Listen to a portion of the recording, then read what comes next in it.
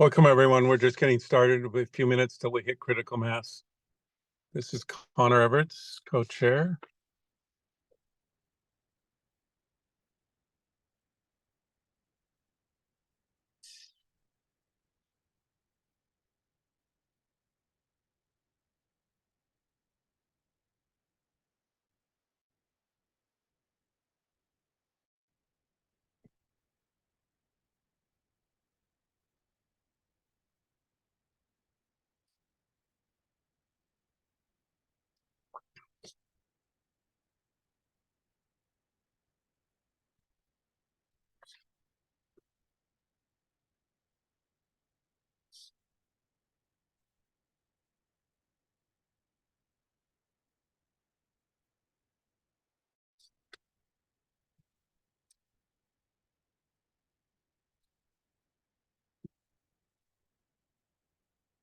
All right, everyone, it's 12:03. This is the Southern California Water Dialogue. I want to welcome you all. We've got a great program on the Mono Lake, getting to a sustainable level. For those of you who haven't joined us before, my name is Connor Everts, and I am the co-chair with Dee Singh from Met, and I represent the Environmental Water Caucus and the Southern California Watershed Alliance. This is a webinar, so you won't be able to see all the participants, but you will be able to see the speakers as we speak. The important part of the dialogue is at the end, so hold your questions. We always leave enough time for discussion, and I want to thank all the people that are on our steering committee. They're listed there above. Monthly, we meet both after this meeting and to plan future meetings. The webinar ground rules, use the chat feature below, the question and answer feature for your questions. It'll be listed and you can upvote them as well. If you have a poor connection, move closer to your wireless router or turn off other services that might be using any bandwidth. You will all be muted until the time is when we take your questions. We run about an hour and followed by the Q&A for another half an hour. Again, if you have a question, use the Q&A feature at the bottom of your Zoom webinar. Type in a question, hit send, and then you or others can vote with the thumbs up icon to move it up the queue. Here's our agenda. I'm going to announce the introduction of the speakers. They will then introduce each other as we move forward. We'll have the presentations. Again, we'll have the concluding remarks. And the questions will be done by my co-chair, Dee Singh. Our speakers today, Jeffrey from the Mono Lake Committee, Marty Adams from LADWP, and Eric from the State Water Resource Control Board. Their bios are all listed. I'm not going to read them. But first, I want to thank, in addition to the steering committee, our conference coordinator, without which we will not be here today or have a program, Kathy Caldwell. And with that, we can go to the presentations. Thank you all very much.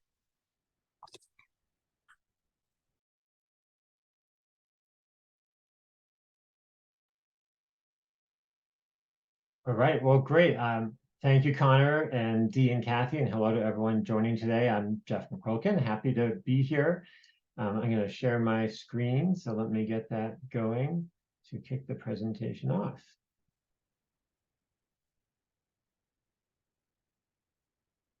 Okay.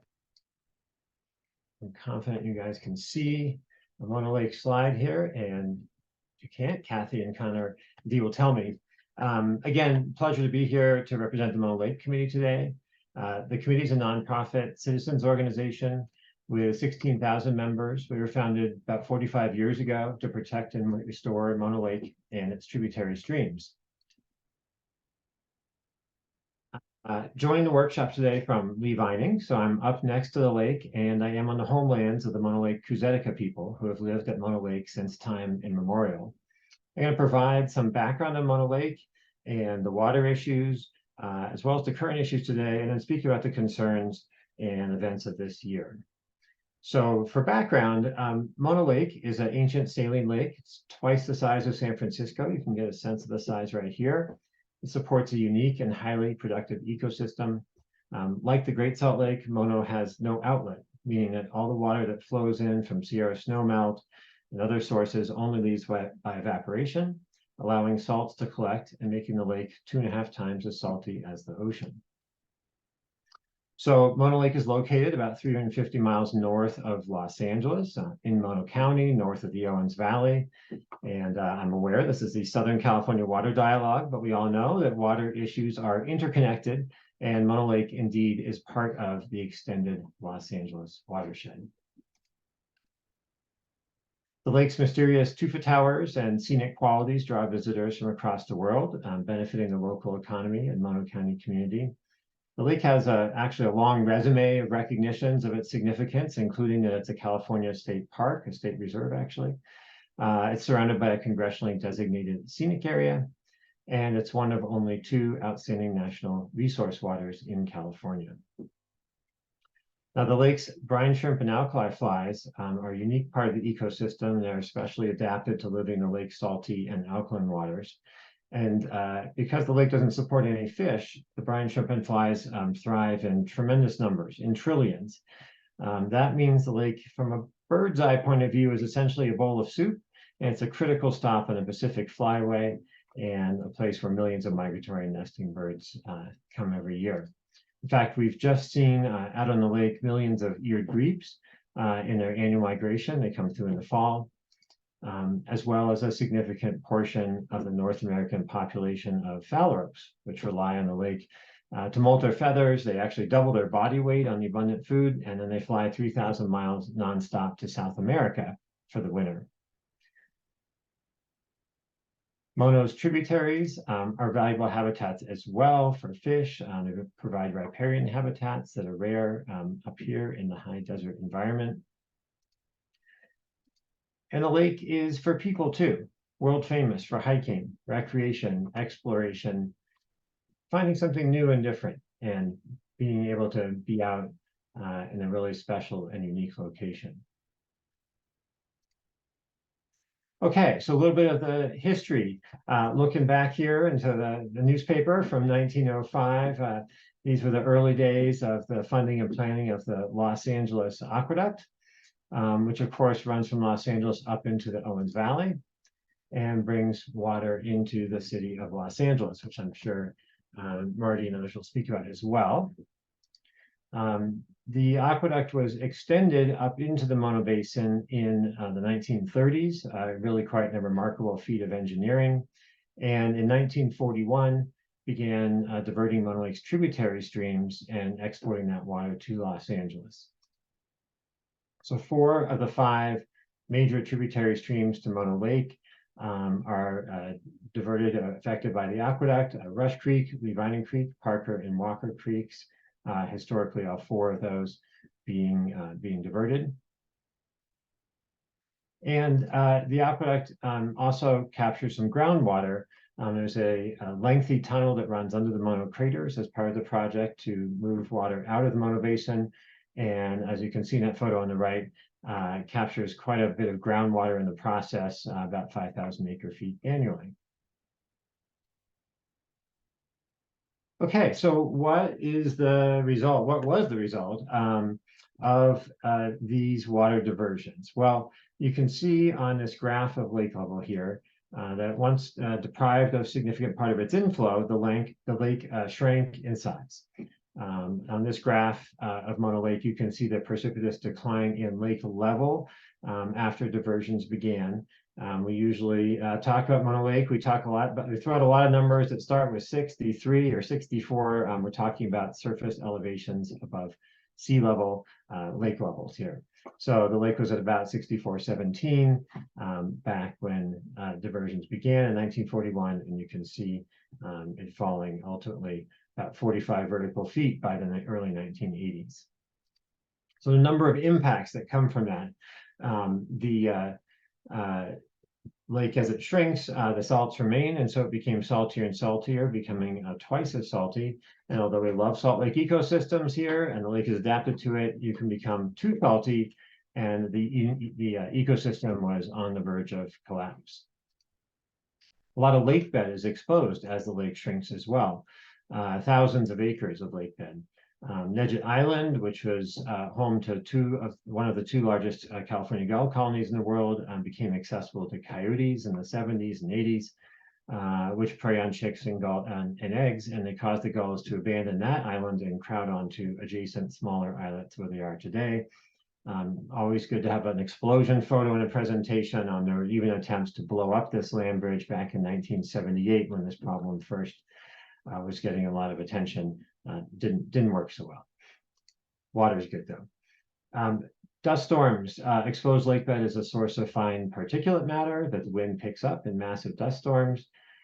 These events violate the Clean Air Act, the public health standards there, and the concentration of PM10 particulate matter in these storms is often the worst in the nation.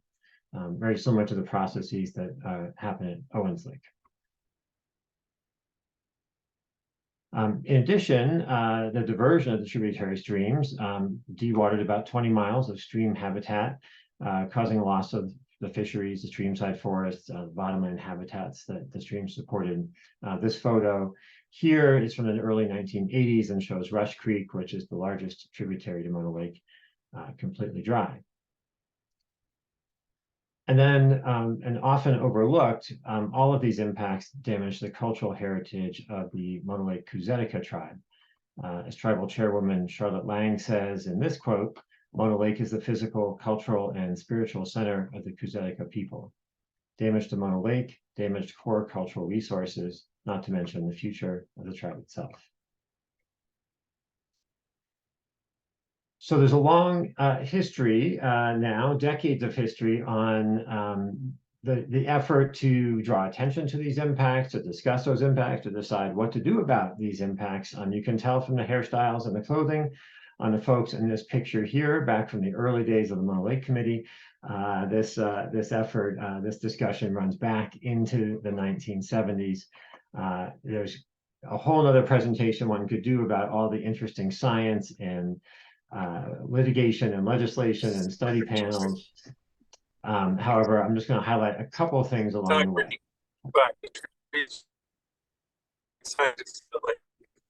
Can you hear me okay? That sounds like Connor. Okay, I'm going to keep going. Amidst all of that, a couple of really important legal precedents, fish and game codes, state fish and game codes that require sufficient water to pass past a dam to keep fish in good condition downstream. In the 1970s, with full diversions underway, which is not the case now, you can see that fish were not in good condition. And that was one of the important legal considerations that came to the State Water Board that we'll talk about. The second one being California's public trust doctrine. Litigation led to the Mono Lake decision, Audubon decision. These were cases that Audubon and the Mono Lake Committee brought, decided by the Supreme Court of California back in 1983. And they talked about, they raised the question of whether water rights, the public trust could be given away, or whether the state had a continuing obligation to protect the public trust. And you can see in this quote here from the court, the public trust is an affirmation of the duty of the state to protect the people's common heritage of streams, lakes, marshlands, and tidelands. And that created an obligation for the state to figure out, well, what's a sustainable level? What's a public trust protecting level for Mono Lake?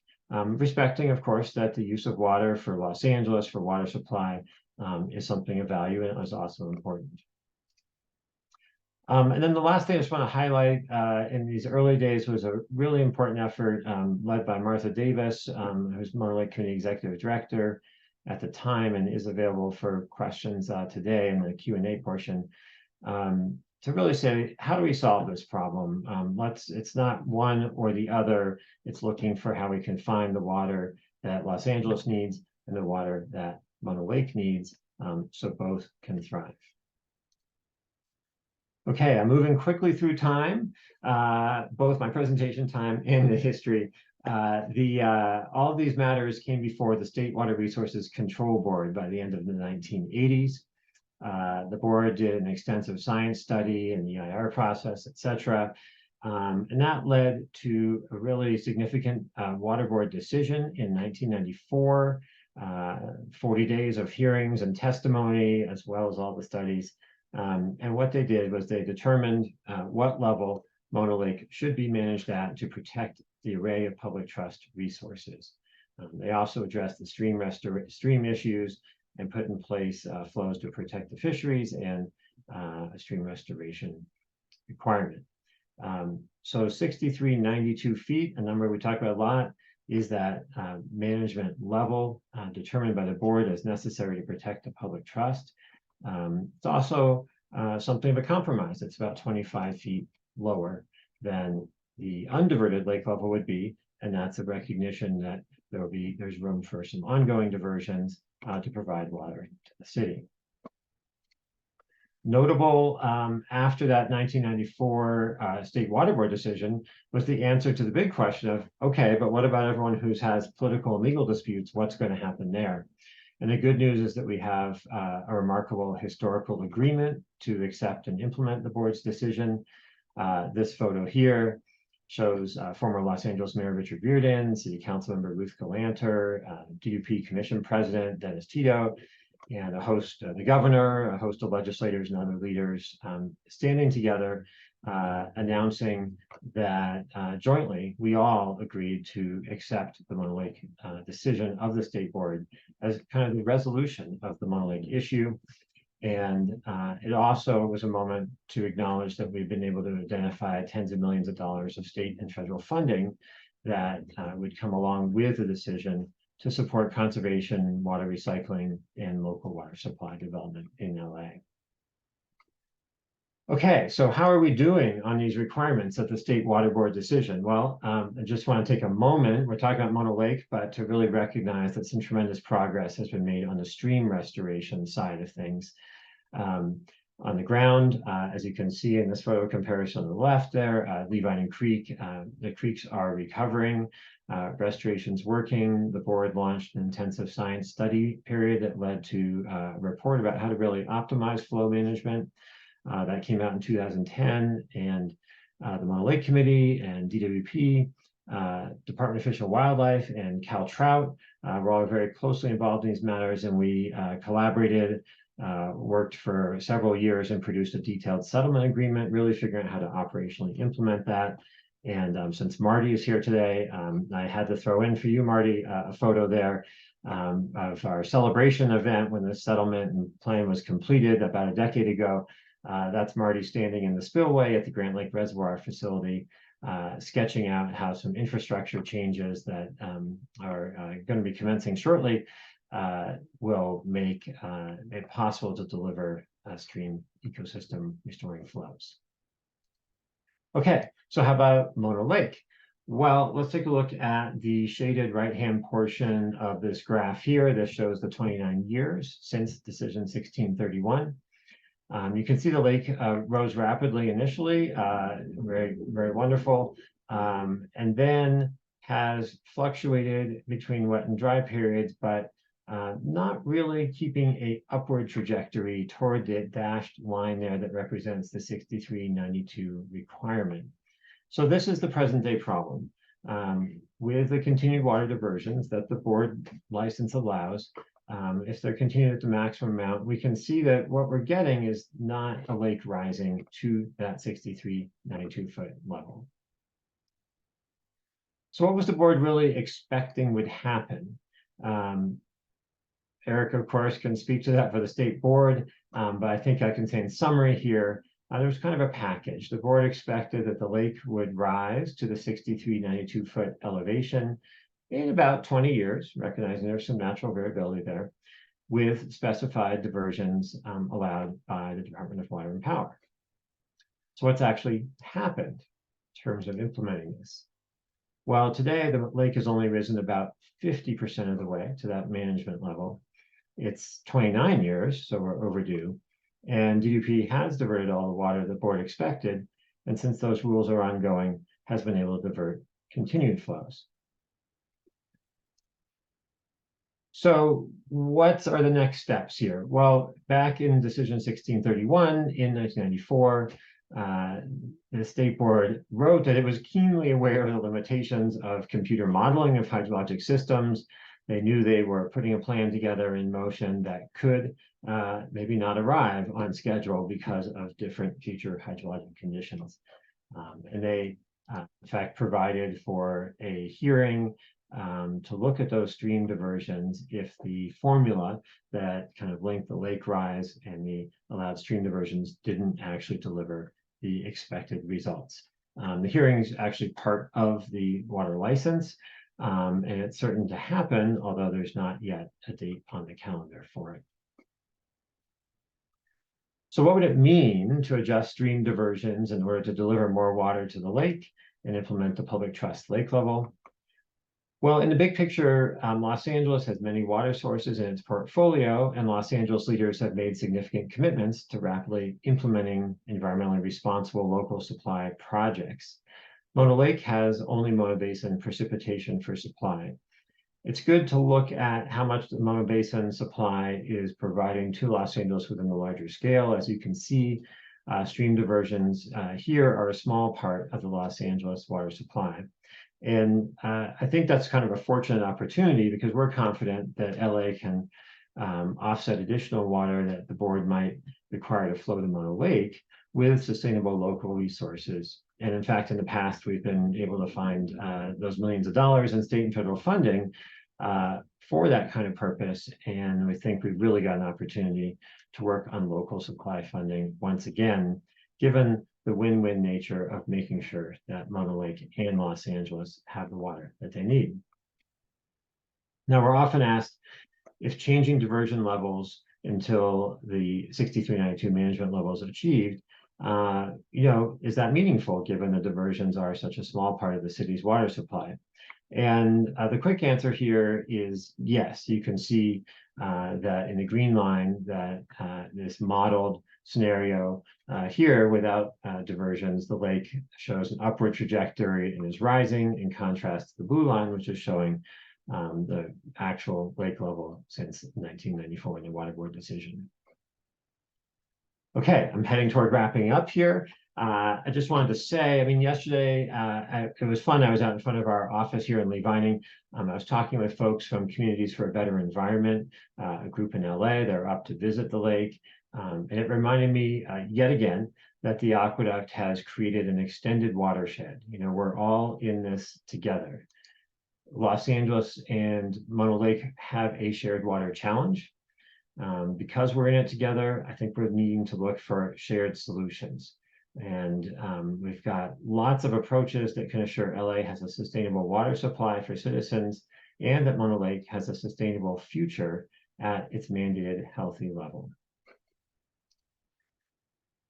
Quick mention of a couple things that are happening right now.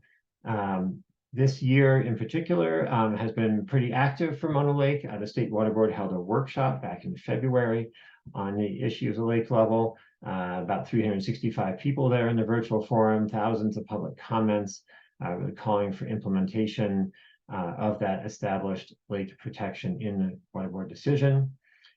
We've been really appreciative of having some important discussions during the year with the mayor's office, with Marty, with city leaders about this issue, and identified the opportunity to have our technical teams look at diversion scenarios that would allow the lake to rise while considering needs for Los Angeles, such as dry years when water is especially valuable.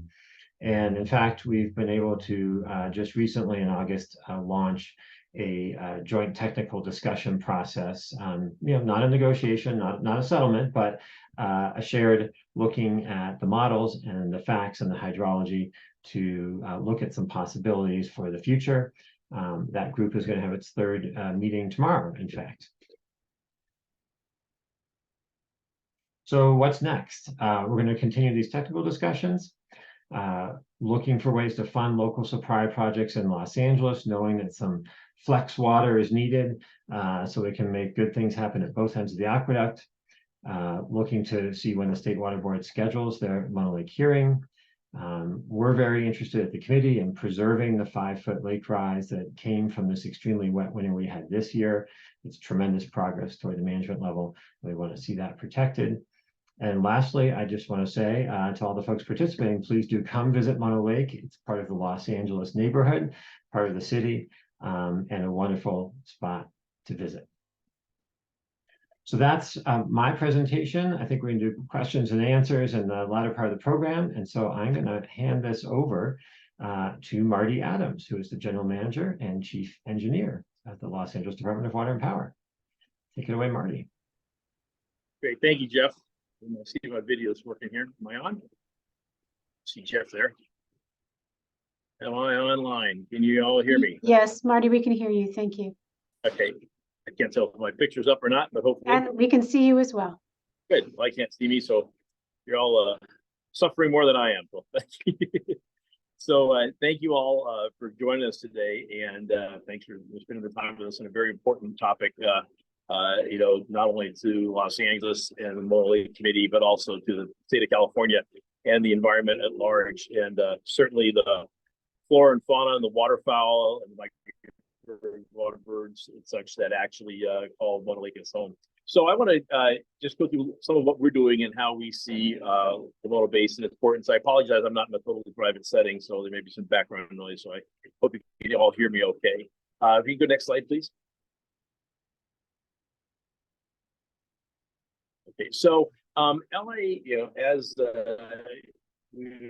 Jeff mentioned, the time of our water supply. So we still continue to receive 10 to 50% of the water supplies from the Eastern Sierra, you know, basically depending on snowpack levels. And historically, when I started with the department almost 40 years ago, 75 to 80% of the city's water supply came from the Eastern Sierra. And with that, it meant that we had water that was delivered by gravity, creates clean electricity on the way down to the city, and at the same time was basically the most economical source of water supply for the citizens of Los Angeles, as well as the most environmentally friendly water supply in terms of power needs in the state of California. We've seen between settlements and rulings, agreements in the Owens with Inyo County, leaving water behind at Owens Mono Lake, as Jeff had mentioned. And then just the variation in the climate, we've seen a tremendous change in the amount of water we can get down the aqueduct. So currently at best is half the city's water supply. And a lot of that, the only reason it's half at best is because the city has reduced its demand so much. And then part of that mix includes that 16,000 acre feet from Mono Basin, which again is dependent on the level of the lake and according to the basically the recipe for deliveries that the state has given us. You know, for over 40 years, we've worked hand in hand with the state of California, Mono Lake Committee, and other non-profit groups, and you know, local voices in the Eastern Sierra to really enhance the Mono Basin environment and meet the requirements of D1631, that decision that gave us the rules of the road that we are living under currently. And you know, during that time, the State Water Board, you know, they balanced the public trust values of the lake, the viewshed, the air quality, the importance of the habitat, the environment, with also the need for drinking water for the people of California. And all those things were balanced, as Jeff mentioned, you know, a long hearing to balance those things that delivered that decision, D1631. To date, we've done more than 65 projects, either ongoing or completed, throughout the Mono Basin to enhance the Mono Basin habitat, not just at Mono Lake, but also on the tributary creeks to Mono Lake. A lot of work on Rush Creek. Jeff had showed a picture of Rush Creek when it was dry. There's now a Rush Creek return ditch that brings water from Grant Lake back to Rush Creek. It's rewatered the upper part of Rush Creek. And I think I actually saw when I was a young engineer, saw us last year of being dry. And that has completely, you know, re-established the habitat on Rush Creek to where it's a phenomenal location today.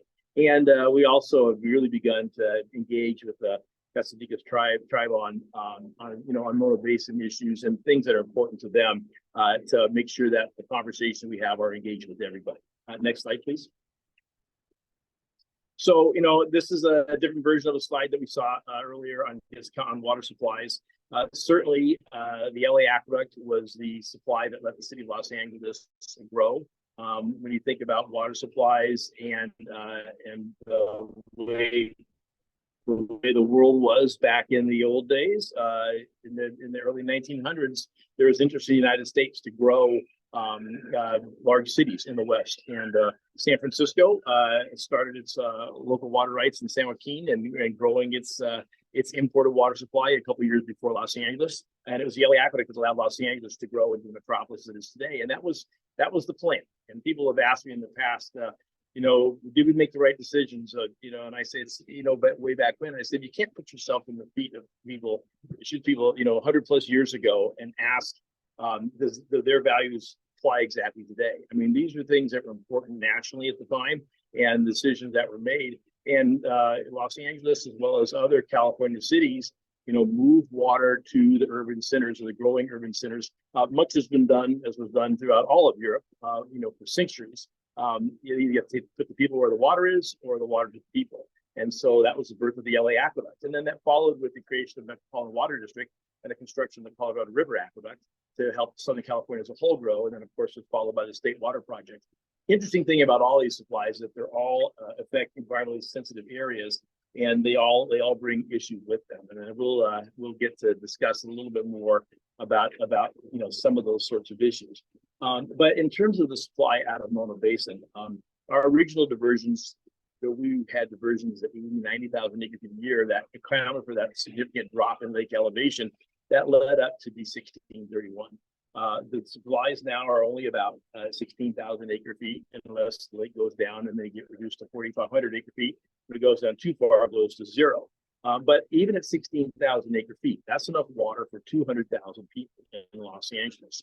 And that water has to come from somewhere. And so even though it's a small sliver of the supply for Los Angeles, it is an important sliver, and it's a sliver that has to be met by some source of water.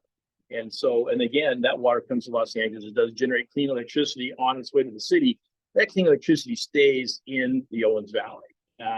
And it actually powers the communities in the Owens Valley, who themselves have no fossil fuel plants because they benefit from the hydropower that's created down the Los Angeles Aqueduct. So they're living on clean energy provided through the LA Aqueduct to be the power supply throughout all of Inyo County and big parts of little parts of Mono County as well. Next slide, please. So the pardon me, I'm out of order over here. That's good. So talking about water supply reliability, we look at the big sources of water in Southern California. So we have the LA Aqueduct that we're talking about here. We have the Colorado River Aqueduct in blue. We have the State Water Project in red there, showing there. And then there's also the impact of water flowing down into the Delta area. The thing that we've learned over the years that all of these sources have environmental impacts and issues associated with them. If you look back to when all these were built, they all had grand visions of being, the last big thing we'll have to build. Over time, all of these are probably delivering about half of the water that they were planned to do. State Water Project actually has never been completed to its full capacity. Colorado River Aqueduct has been impacted by Arizona and Nevada taking its share of water that projects that they finally constructed, and then our own aqueduct, as I said before, that had reductions, from making basically environmental and other settlements along the way to make sure enough water is left behind to protect the environment. What we've seen more so than that is just this impact of climate change and all these resources. And in the last couple of years, what we've seen is that where we used to be able to rely on one resource, if another one didn't have much water, in the last few years, we are seeing all these sources of water impacted together. And we're seeing the strain on the environment that happens from imported water supply. So we do not have the level of reliability on all these sources of water that we used to. Every source of water has potential impacts to endangered species. Certainly, the State Water Project with those issues in the Delta, one of the most sensitive ecosystems in the state, if not the Western Hemisphere, and most important ecosystems, is critically important and really has to be managed very carefully to make sure that we don't have any kind of climatic related environmental disasters in that area. And so the Delta is a very sensitive ecosystem, and any other pull on the Delta is tough. This last year we had a lot of water. Prior years before that we had very little water, and that meant very little water being delivered in Southern California. Just a couple of years ago, we had no delivery schedule from the State Water Project except water that was in storage to Southern California. And that was something that nobody ever thought they would see. But that is actually reality and things that we actually experienced. On the Colorado River, of course, we've seen Lake Mead at the lowest levels since Hoover Dam was constructed. It's had some recovery this year. It's still not in fantastic shape. All sorts of environmental issues affecting 7 states that pull water off the Colorado River, as well as this long-term lack of water supply, which you see in the West. You see it at other salt areas too, like Great Salt Lake and Salt Lake City, and what's going on around there. Next slide, please. So one of the things we know for sure at Mono Lake, pardon me, lakes apparently, at the Mono Lake is the fact that Mono Lake rise is really driven by hydrology, not by our exports. If you look at the impact of DWP's exports this last year, it's about at 1 inch. The lake came up almost 5 feet. And certainly, Jeff showed a graph of the diverging blue and green lines, where you see the difference in lake elevation. But what you're talking about is probably about a foot or so of lake elevation impacted every 12 to 15 years. Everything else happens because of hydrology. And it's wet years and dry years. And what we are seeing is a drying period in hydrology. We have had numerous dry years. We've had some big wet years, but interspersed with a number of dry years. And really the lake evaporation, which is estimated about 160,000 acre feet a year, is the significant driver of what happens at Mono Lake. The impact of Los Angeles on those diversions is very small, in terms of the overall impact on the elevation. One of the things that we did when we actually were looking to get our new license, our updated license, following B 1631 that came in about almost 2 years ago now, was we modeled what would expect the lake level would be expected to be based on what we're seeing with the climate right now. Obviously, the lake has not recovered as fast as we would have thought it would have, as fast as anybody predicted. And we modeled that it would probably be another 30 or so years to get to the levels that the state had predicted. That information was modeled, it was presented publicly, it was sent to the state prior to reissuing the license. I know Jeff was a part of the meetings and saw this information. And so, the information about what we think the lake's going to do under the current rules that we're operating under is not new. It's been out there for the last couple of years, and there is no new information besides that. And it does show the lake will recover, but it will take longer to recover because of what we're seeing with climate change. And really, is climate change and the climate variability that is dictating the level of Mono Lake, by far outweighing any influence of what we do in the city of Los Angeles. Next slide, please. So if you look at lakes across Salt Lakes across the Western U.S., this is kind of an interesting graph. So Great Salt Lake got a little bit of reprieve this year. We saw what was happening, tremendous dust storms from the shoreline drying in Salt Lake. But over time, it has been declining. Walker Lake, Nevada, you also see this long-term decline. Salton Sea, long-term decline. This is what happens in Salt Lakes everywhere. If you look at it, of all the large saline lakes in the West, Mono Lake is the only lake that in history, recent history, the last 30 years of history, is holding its own. And it's holding its own because we are leaving sufficient water behind to do that. But historically speaking, all lakes that are like it around us are on a decline, which is not a good thing, but it is what's happening because we're seeing what's going on with the climate. And Mono Lake is the one lake that is holding its own over that course of time. And it's due to the fact that the state put rules in place for managing Mono Lake that have been effective.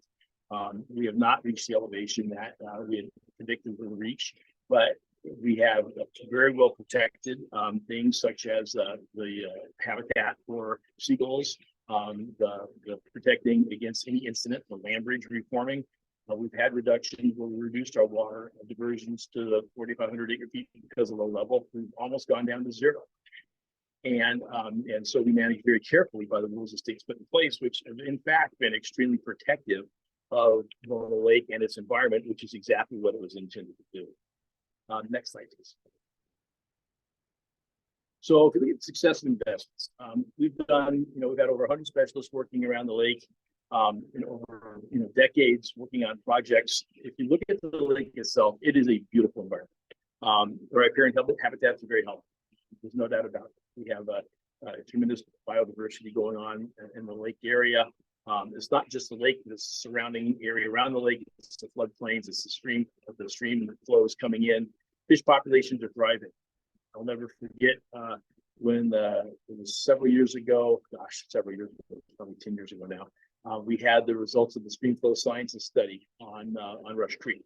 And they had talked about the needs for Rush Creek changing the stream morphology, wanting to move more sediments out, really looking for revised flow scenarios so that the fish would not have to swim as hard and be able to gain some weight. And the next day after that, the big long meeting, I was in the bishop office and ran across Steve Parman, our biologist in the area for Department of Fish and Wildlife.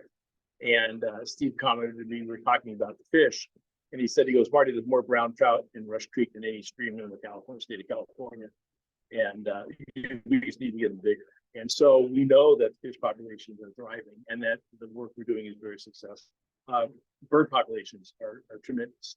Interestingly, we looked at the lake elevation and gull populations. And it turns out that there's kind of a happy point in the middle where bird populations have thrived better when the lake is in the mid-range, similar to where it is now. When it's been higher, bird populations have been less productive. And we don't think it's a result of the brine shrimp, but it seems to be just the availability of the brine shrimp near the surface. And so bird populations have been healthy at Mona Lake, not just the seagulls and that sort of thing, but also other migratory waterfowl and shorebird habitat. And then the lake levels, of course, have increased slowly, but over time they have been increased and protected. We continue in Mono Basin.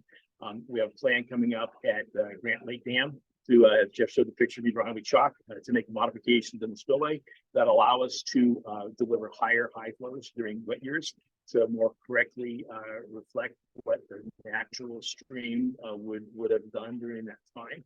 And that allows us to do more sediments and make more undercuts and other things that would be more would happen naturally on Rush Creek.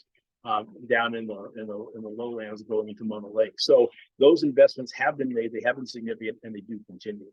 Next slide, please. So talk about water conservation. One of the things that's key in Los Angeles, we are using significantly less water than we used to. Whether it's 3-day week watering, went down to 2-day week watering. Our residential water use is very low compared to the state average. People will always throw out, well, San Francisco uses less per day and that sort of thing. Well, they have houses against houses and no yards. And so if you look at collectively, compared across the state, Angelenos have saved tremendous amount of water.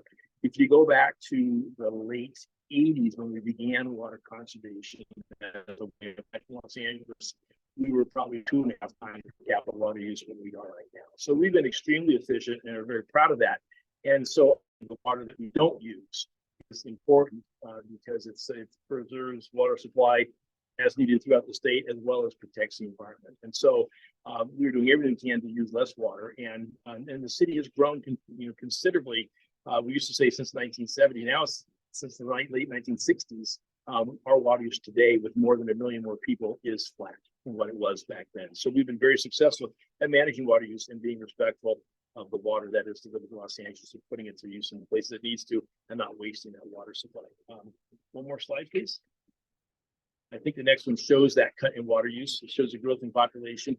But just to reiterate, you see in recent years that water use has gone down even further, and we continue to push that water demand down, even though the population is growing. So I think that you have to take into account that Los Angeles is extremely responsible for the water that it does import and does use, and that is our plan moving forward. We are getting everything we can out of every drop of water that comes in the city and making sure it gets put to good use. One more slide, please. I apologize for the noise behind me. So lastly, talking about investing in supply. So conservation we talked about is a huge thing for us. Water recycling is another big area for us. And we will continue to push water recycling until we recycle 100% of the city's wastewater. That'll account for probably 30, 40, maybe 50% of the city's water supply over time. Hang on one second, please. I'm getting some noise here.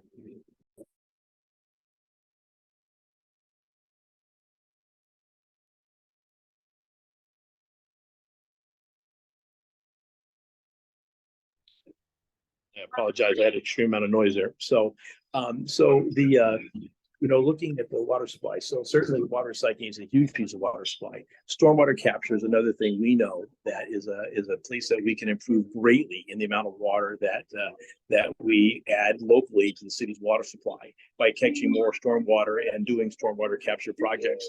So we are in the process of increasing stormwater capture all throughout the city, really adding to what is available to the city mix, putting that water into the groundwater basin and recovering it for regular use. And then lastly, cleaning up our groundwater basins. We've had a tough challenge with groundwater basins because of pollution over the years.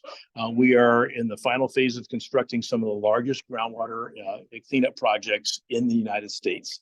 And with that, that is allowing us to regain the use of the groundwater basin as a giant lake, allows a place to put stormwater capture and allows to put a place to put recycled water for later use. And so these things will help the city of Los Angeles get to where it is 60 to 70% self-reliant on local water supply. But that still leaves a percent of water that has to be imported. And that imported water will, of course, still continue to come from the LA Aqueduct and come from purchases from the Metropolitan Water District. But there's a lot of effort going in to reduce those impacts in the years coming ahead. It'll take a number of years to get those projects built, but the city will become much more resilient and much more self-reliant in the future, looking back toward itself for the water resources that we used to look outside for.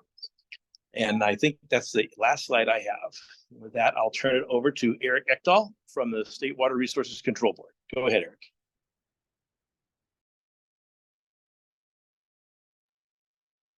Good. I guess it's now afternoon, everyone. My name is Eric Ekdahl. I'm the Deputy Director for Division of Water Rights at the State Water Resources Control Board. I don't have any slides today, and I was just going to kind of talk a little bit about the board and where we are currently, looking at kind of the regulatory elements in Mono Lake, and should take a lot less than 15 minutes, and then we can turn it over to the Q&A portion. The history of the board's role has largely been covered already, but really quickly, in 1983, there was a California Supreme Court decision that, in essence found that the water board, when making some of its water rights decisions, did need to take into account, had a responsibility to take into account the public trust. Following up on that 1983 court decision, over 10 years later, in 1994, the board issued decision D-1631 that set this mandated lake level of 6392. And I do think it's worth calling out that 6392 is a requirement. It's not an aspirational goal. The board also issued some follow-up orders in 97 and 1998 related to stream restoration and some other work. But basically, the board has been in an evaluation mode since 1994. And there were other things going on, as both Jeff and Marty highlighted, the stream restoration work, which is a very significant piece of environmental restoration.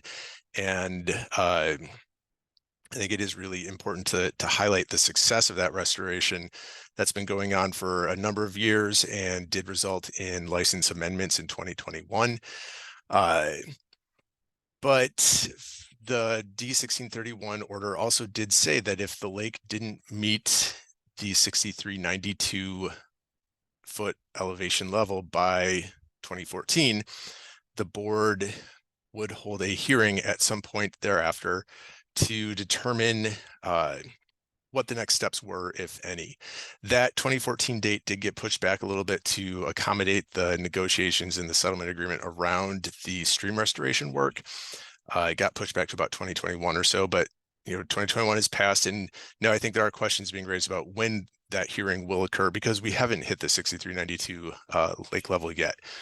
The board's D-1631 finding did say that based on those modeling projections that were used in 1994, that the lake could reach the 6392 lake level sometime between 2014 and 2038. So the original decision back in 1994 did give a pretty broad window for when that lake level might recover. The idea of holding the hearing in 2014 was to say, all right, we haven't hit it yet. So looking at the data that we've had, the information that we've had, the hydrology that we've had, where do we think we are? And do we still think that this window originally set now almost 30 years ago, is still appropriate and reasonable. And so that's the question that would be the topic of the potential hearing itself. Marty highlighted that lake level is driven by hydrology, and that is correct. You look at those large swings up and down, that's driven by drought cycles and then intervening very wet cycles. And since about 2013 or so, we've seen 2 generational scale droughts. What I mean by that, drought that you would expect to see once every generation or so. Well, we've actually had 2 of them in the last 8 years. 2013 to about 2015-16, and then most recently 2020 through 2022. Following each one of those historically or record-setting dry years, we then also had a record wet year. So 2017 was in parts of California the wettest year on record until this last year, which in parts of California was the wettest year on record. And so under a climate change scenario, we do anticipate these bigger swings from boom to bust, drier dries, more intense, hotter, but punctuated by these really wet periods in between. And how that manifests itself going forward under a changed climate is an active topic of discussion.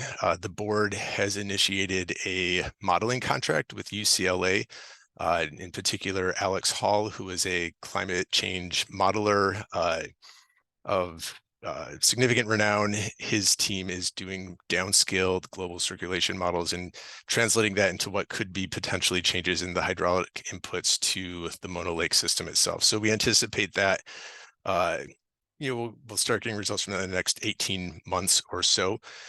We are excited about what we might see, but also are going to have to kind of think about how that plays into this broader question on hydrology. And the challenges in the Western United States are significant. So Marty highlighted the impacts to the Colorado River Basin as a whole, these record low values in Lake Mead and Lake Powell, and the importance that the Eastern Sierras play in LA's greater water supply overall.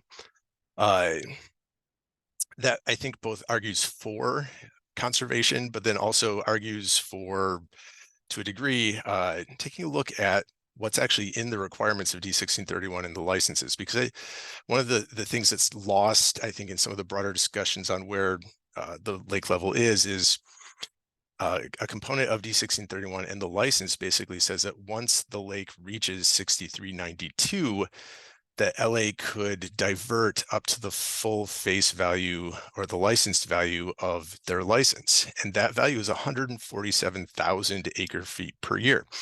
So until the lake level reaches the 6392 level, they're constrained to basically 16,500 acre feet or less each year. But once it gets above 6392, then potentially significantly more volume or much more volume could be diverted. And that, I think, can play a role in drought mitigation strategies, whether it's through banking or other kind of supply management proposals. So that's just something to think about and to remember as we look going forward. The last thing I'll kind of note is that we note that over 30 years or so, 16,500 acre feet per year is probably around 4 to 6 inches of lake level. And sometimes the diversion volume goes down. Sometimes it's 4,500. Sometimes it's 0 if it gets below 6377 each year. But if you assume roughly, 16,500 out of 4 to 6 inches of lake, that's between 10 and 15 feet of lake level. It does add up. It is significant. And that's, I think, the question that we're all challenged with. What is the right level for the time that we're at, recognizing that 6392 is the mandated target level set by the board's decision back in 1994. And so with that, I'll, I think, wrap things up and turn it back over to Kathy or Connor.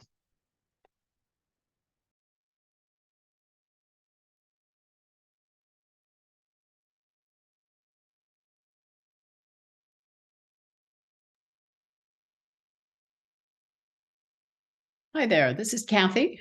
DZINC is going to lead us through the question and answer period. Thank you everyone for those great presentations.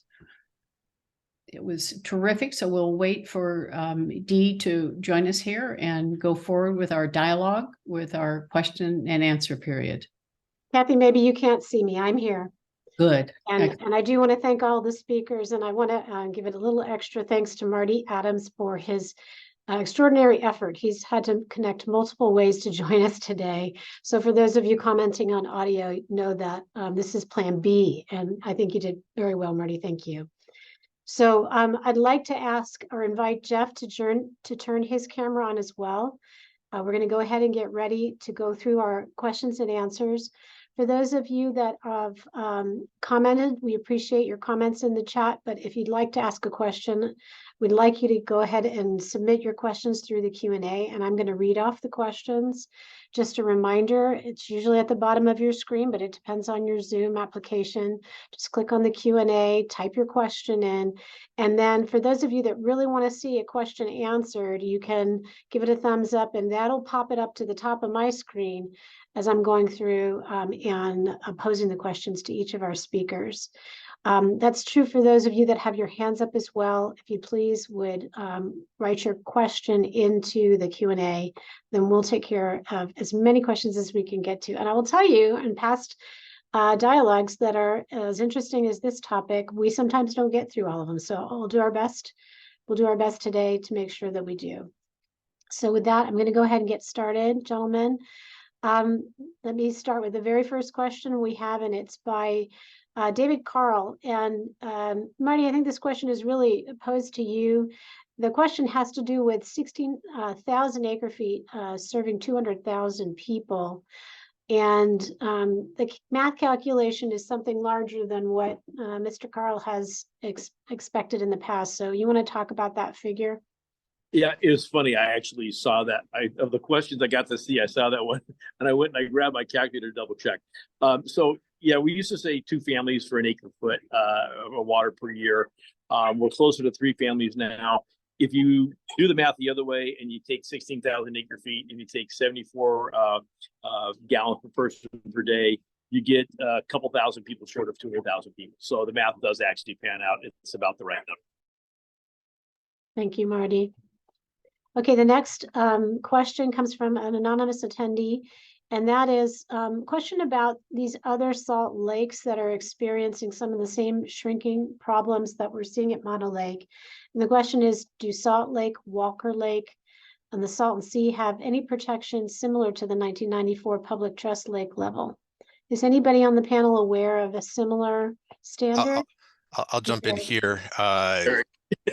Yeah, the short answer is no, they do not.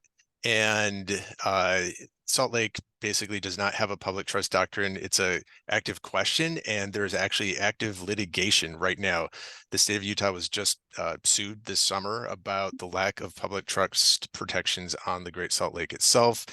In Walker Lake, there was a recent Nevada Supreme Court decision that basically also said there was no inherent underlying public trust requirements for the state of Nevada, if I remember correctly. And if there are attorneys on here, please jump in and correct me otherwise. But it has been evaluated in Nevada and found that no, and then it's ongoing in Utah. Okay. I'll just jump in that having been to water conferences at the Salt Lake and on Walker Lake, there's often a little bit of envy from those systems looking toward Mono Lake and saying, well, at least you've got the public trust doctrine, you figured out what lake level you need to be at. And so I agree with Eric. I mean, those aren't in place. But it is notable at Great Salt Lake that even without the public trust doctrine, they've done quite a bit of analysis and identified a whole host of different resource values and what lake levels correspond to, good and bad and so forth, and really identified management levels that are desirable for everything from the ecosystem to the economics there. Yeah, and if I could chime in, I agree with what they've both said. This is, I think, look at Salton Sea as another big issue. Salton Sea got dust issues going on. You have lack of water supply. The Salton Sea is its own form of geologic issue plus natural accident, and so it drying up and what's happened to the fishery there and the ecosystem is kind of shocking.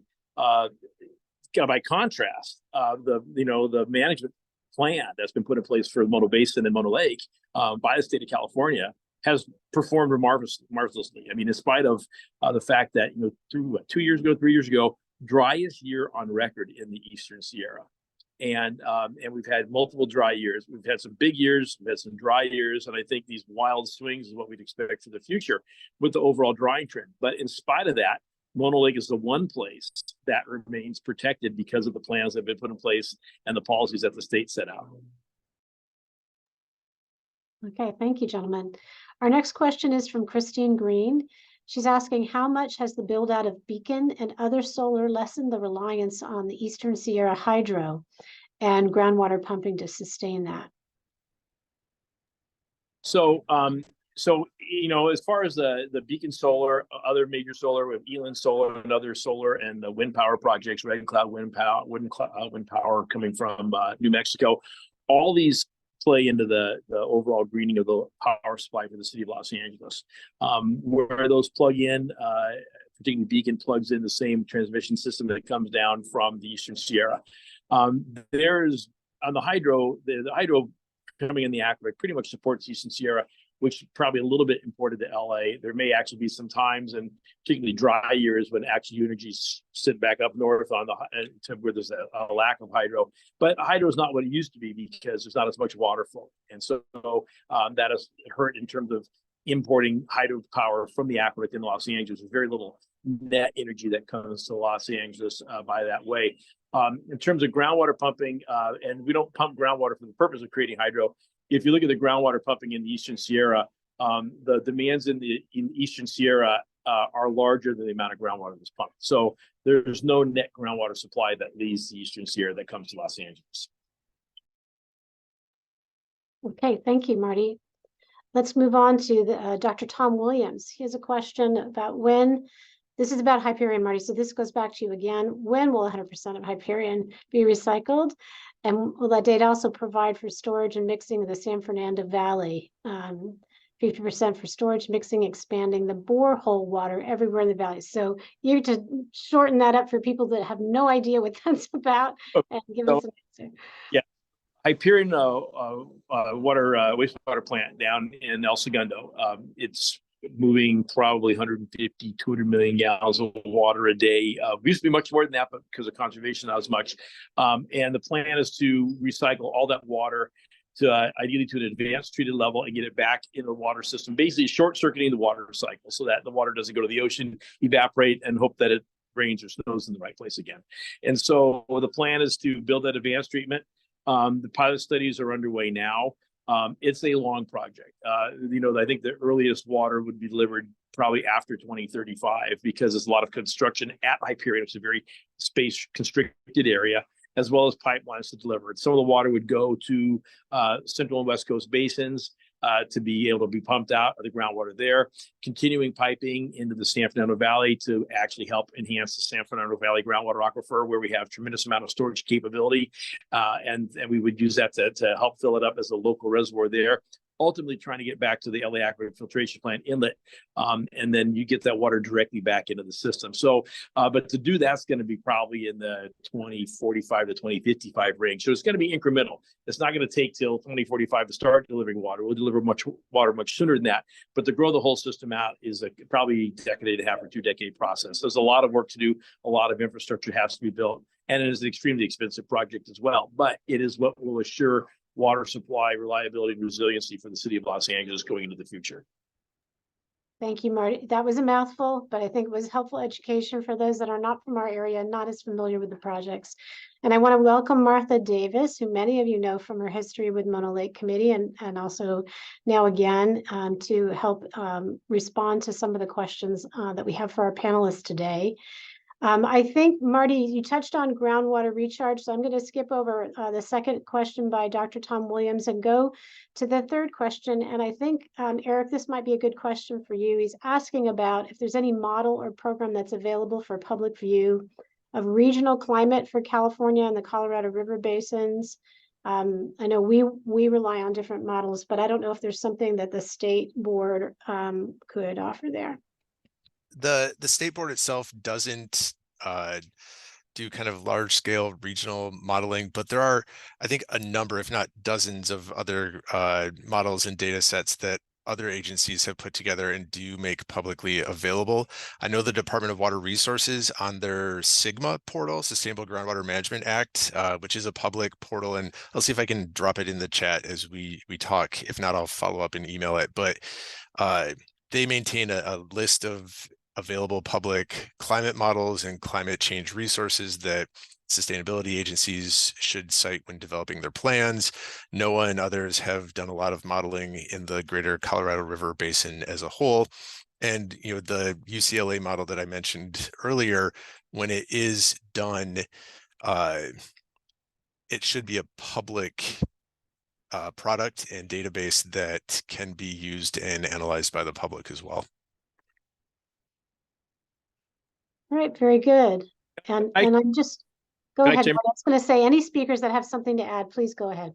Mark, go ahead. One thing for Eric and well, I hate to be in his shoes. I mean, we're seeing the world change right in front of our eyes, and we're seeing wetter wets and drier dries. So the ability of our existing systems to capture water when it's available is very taxed, and we know we have to grow the infrastructure capabilities to get water when it's available, so we're not losing so much water in a tremendously wet year. Look at the water goes from being out of we don't have any water, and all of a sudden it's damaging, and we can't get rid of it fast enough. So we have to bridge that gap. But in the meantime, one of the challenges that Eric and his folks have to weigh all the time is, what do you do when the climate is drying overall in California, and how do you balance all these things out to make sure that people can continue to survive, and how fast can you build infrastructure to create more local water resources?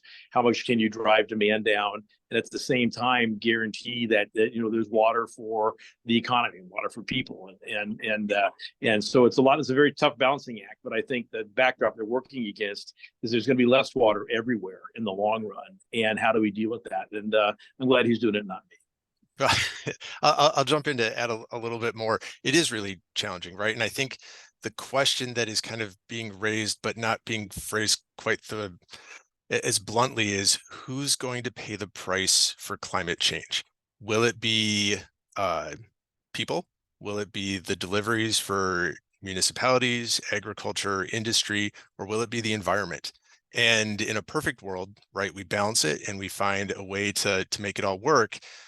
But we also have to be very conservative in some respects and recognize that the environment may not be able to respond in quite the same way. And there is this extinction risk for certain species and certain environments that can't be balanced. And so that is that public trust doctrine that we have to try to incorporate.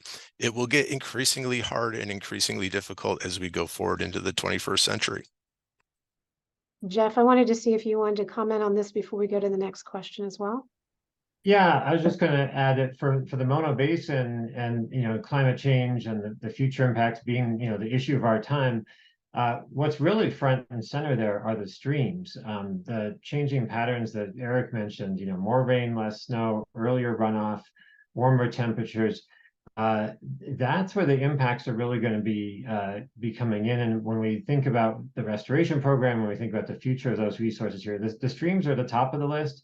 Interestingly, we really haven't seen any significant change in the precipitation that ultimately makes it to the lake so far. And I'm sure there will be in the different model scenarios, but it's kind of all over the map. Some of them are wetter, some of them are drier. Mono Lake is the gathering point. The water ends up there. The streams are going to be really impacted by the timing and the method of that delivery. So when we think about climate change, we often bring the streams up first. It's a really good point. Martha, if you wanted to speak, go ahead and put your mic on because we can't hear you. I wasn't planning to say much today, but I find this conversation really important, particularly in the context of how we think about solutions for resilience. And we are connected, the Eastern Sierra and people of Los Angeles are connected by this aqueduct. And there's a lot of benefits to the way the aqueduct operates, but it's also been impacts. I think the really interesting piece of this conversation is how we think about it as a connected watershed and how we bring assets to the table from Los Angeles, the local water supply development. Conservation is probably one of the great success stories of all of California, but it was led by the people of LA. community-based organizations recognized the need to do more efficiency, that they could be more efficient. And part of that conversation about efficiency was to make water available to help protect resources in the Eastern Sierra. In some respects, the community-based organizations are kind of ahead of us in talking about this back in the 80s and the 90s. But now we have this really incredibly robust conversation going on about local water supply development, how we can help communities become more climate resilient, what it means to invest in stormwater capture, the whole Measure W that has been passed in LA County to help make these types of investments. I think there's a forward lean into the problem that is focused on how do we solve the challenges in front of us. And I think LA is well positioned to be at the forefront of this conversation in California, and to do it through the lens of what it means to be connected to these watersheds that are part of the source waters for Los Angeles. Thank you, Martha. Charming is a fellow steering committee member for the Southern California Water Dialogue. And I noticed you turned your camera on, Charming, and I think this is your question moment. So go ahead and ask your question. Then I'm going to tell everybody we have 13 more questions, one that you can't see that was submitted. And we have only a little bit more than that in terms of minutes. So we're going to have to go a little faster with our responses. Go ahead, Charming. Absolutely. And so, I want to piggyback on what Martha said. And so we all know conservation, stormwater capture, all of that is extremely important. But one of the things not being mentioned is actually the amount of dewatering that is occurring, and that water is being lost. So this question is for Marty and also for Eric. Just with the metro construction, just the train lines right here in LA, we're losing between 200,000 and 500,000 gallons of water per day through dewatering. And that's a source of water unaccounted for, which could be added back into our water portfolio. So are there any thoughts on how to recapture that water instead of sending it down the drain? Any thoughts on changing how our NPDES permits are issued out? Because that is a source of water we are not looking at and we should be looking at. So I'll start and I'll let Eric follow up. So it's a great question. It's interesting because it's not just metro construction. You have underground parking garages and things like that. And that's something that we've been increasingly looking at, is where people have discharge permits to dewater something that actually could be taking out of LA's water rights, or water that could be used, and what we can do with that water. So it's a work in progress, a lot of it depends on where it happens within the city, because groundwater is not the same everywhere, and it's not the same productivity in the same, the groundwater basins, not just different basins, but it's areas of the basin. But it is something that we have on our radar screen to make sure that we're not, kind of losing water out the back door that we don't see through dewatering like that. So it's a great question. It's one of those things you have to know it to understand the nuances, but you certainly do, and I appreciate you bringing that up. Eric, did you want to add anything? Just a note that, the state doesn't permit groundwater extractions under its water rights permitting authority. We actually don't have water rights authority over groundwater. And so the dewatering is outside of our purview. At about 200 to 500,000 gallons per day, that's about 400 acre feet per year. So it's not a tremendous amount, but that's just from like this one metro part. And I think one other nuance is that water, if it's being put into storm drains, especially in an urban setting, actually probably does have in-stream beneficial uses. And one of the things that the board is engaged in right now is what is the proper in-stream flow for the LA River as part of a LA DWP recycled water project. And, that flow, even though I've heard it referred to as urban drool in other settings, right? Like people have all these names for it. Supports fisheries, supports kayakers, supports birds, supports all these other things. And it's a very interconnected system. It gets tricky pretty quick. Thank you, Eric. I'm going to go back to our list. The next question is from an anonymous attendee. What are the additional yield opportunities for DWP and SoCal with its interconnected water supply systems and many groundwater basins to optimize the use of the LA aqueduct and local runoff in wetter years? Marty, I think this is pretty squarely in your corner. Yeah. So if I get the question right, it's what do we do with connectivity to actually have somewhere to put the water? So this last year was classic. We did everything we can to manage the water to have it not do damage, particularly in the Owens Valley. And so we spread a tremendous amount of water on the fans, everything on the valley floor that we could. But the actual goal was to have the aqueduct serve to protect the communities in the Owens Valley. We've even done spreading and several years ago in the Indian Wells Basin, where we don't have water right, but at least the water got put to some beneficial use. We did bring water down to LA and spread some in the LA and San Fernando Valley. We actually worked with LA County to hold back local stormwater runoff that was being spread to make room for aqueduct runoff. And normally local runoff always takes precedence, but we got them to hold back and fill their dam up a little bit more with runoff that happened. And it's tough when everybody has water at once. What can we do? I think more connectivity is needed. I think we're gonna have to learn how to really kind of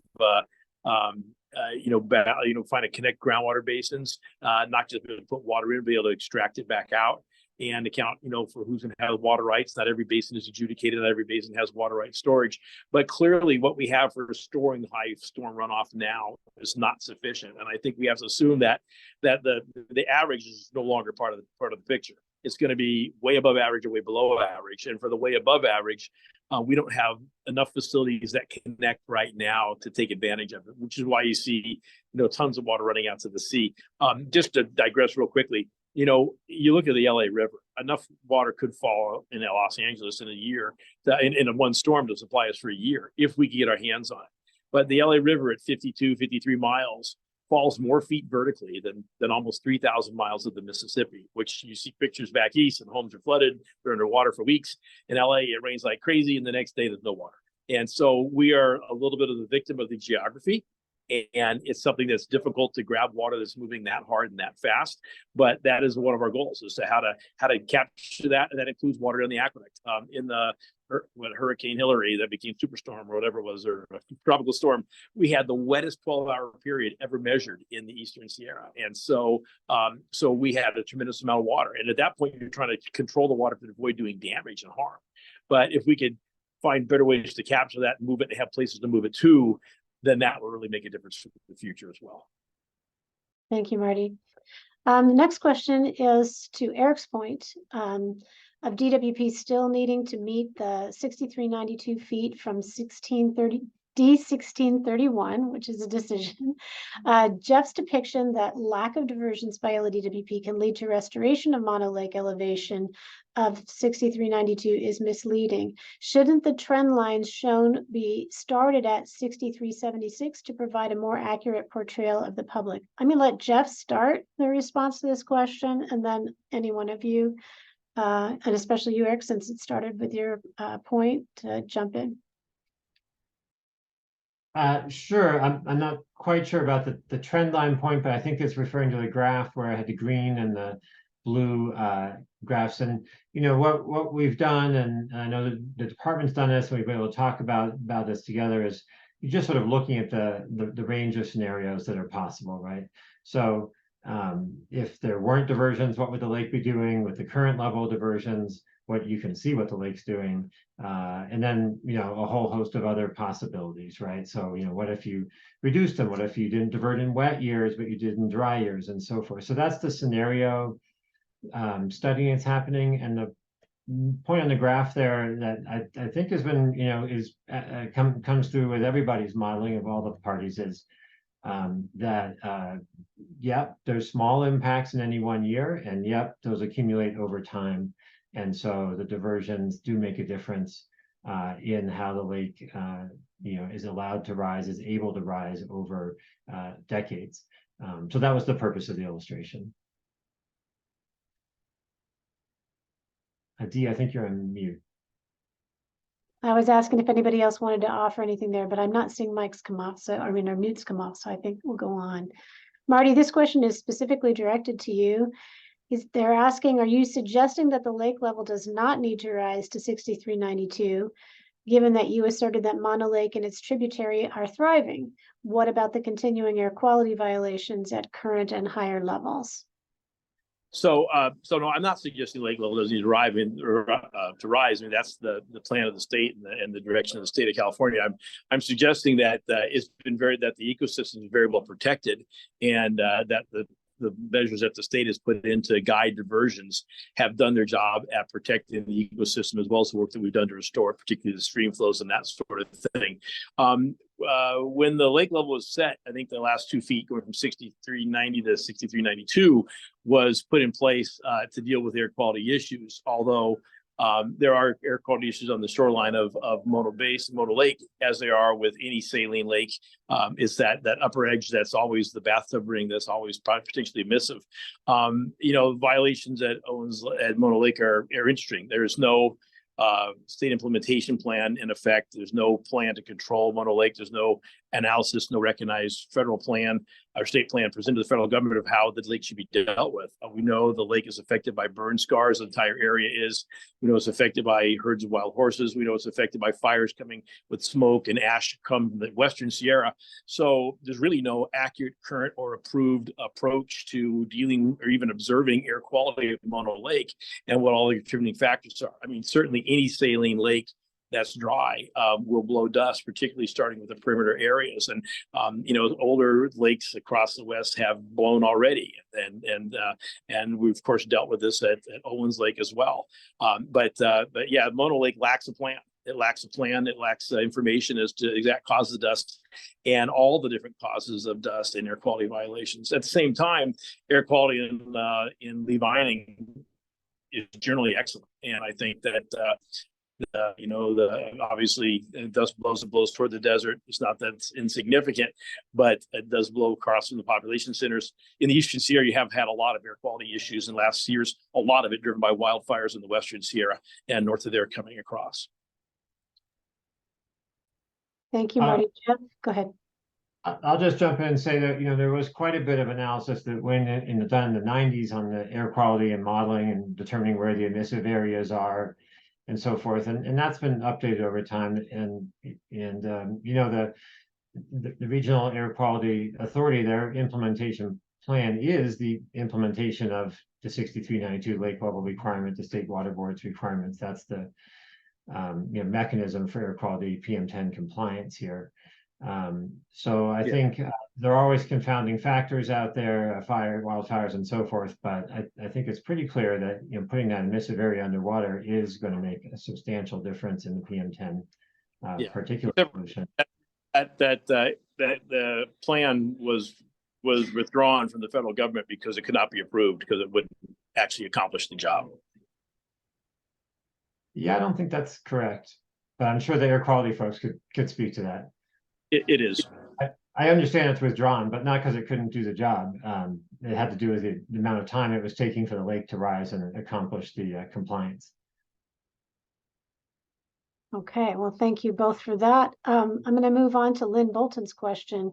She's asking about tribes, in particular the Kutsadika becoming federally recognized, and how would that affect this process? Do any of you have any response to that?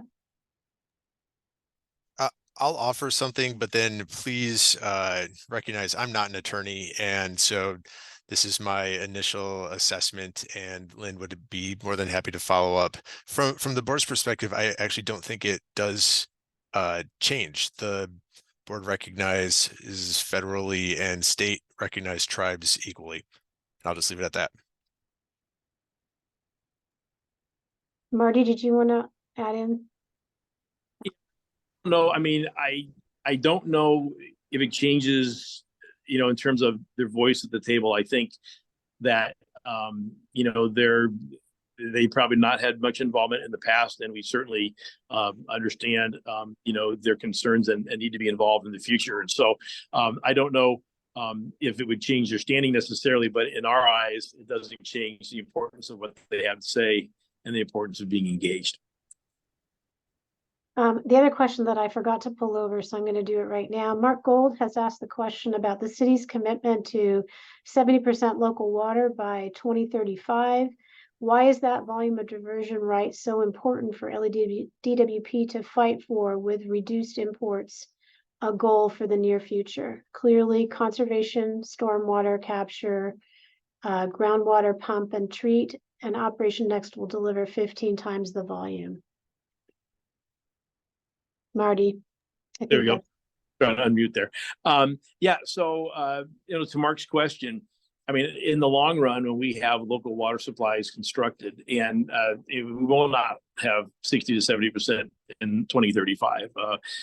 We're probably 10 to 20 years beyond that to get to that point.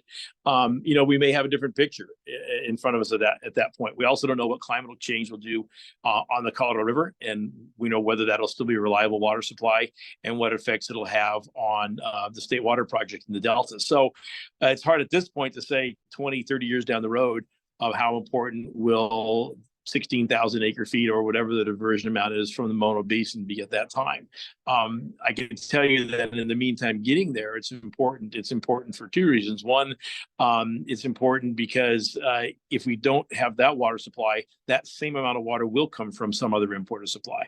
Because even as we maximize conservation, maximize recycling, do all this work in Los Angeles, we will still import water. And if it doesn't come from where it's coming from now, it'll come from somewhere else, which is also a water stressed area and a water stressed environment.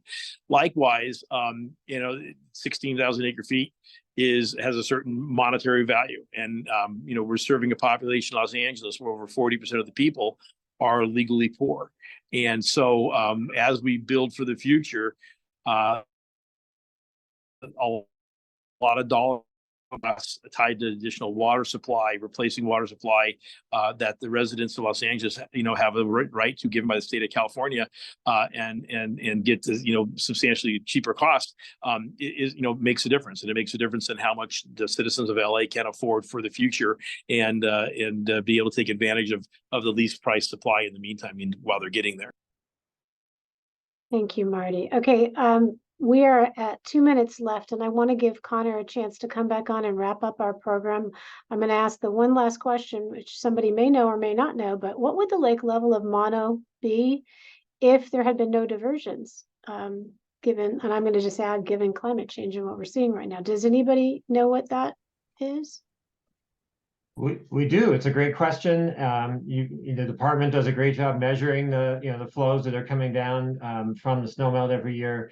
If you run that through the models and the balance and just assume there were no diversions, the lake is slightly higher than it was at the time diversions began. So it's reassuring to see that in terms of the natural conditions here, the water supply remains, the lake will be up there about 6420 feet or so. And question just that, and maybe Jeff knows the answer to this, because when you first said it, I was thinking no diversion 1631. I mean, yeah, the first years of diversion fell tremendously, the catastrophic fall of the lake, right? And so, and I think Jeff's right. If it never happened, then it'd be just whatever it is. Jeff, do you know what the lake would be if we'd stopped in the early 90s? Yeah, I think that's an interesting question too, right? So if the water board had said, well, don't divert until the lake is at 6392, then you put that in the models and it would be within reach of 6392 after this wet year. So as of today, I think somewhere around 6389 or so. Yeah, we still probably wouldn't be there yet though, right? We'd be within reach, but not quite there. Yeah. All right, I want to thank all of the speakers. I think my compadre, co-chair Connor Everts, was not able to join us again for the end. So I'll just simply say that this was a great program to end up our dialogue season. For those questions that didn't get answered, we'll take a look at those. And if we can, we'll try to get answers and report back to those of you that left your names. The dialogue is going to sunset now for the holiday season, and we will start back again in January. And I do think we'll be talking about what's going on with climate and forecasts then, although we don't have our program completely solidified yet. And I just want to thank you all for joining us and spending your lunch hour with us today. It was a pleasure to host you at the Southern California Water Dialogue. Thank you. Thank you, Dee. Thanks, Jeff. Thanks, Eric. Thank you, Marty. Thank you. Likewise, thank you all. Bye, everybody.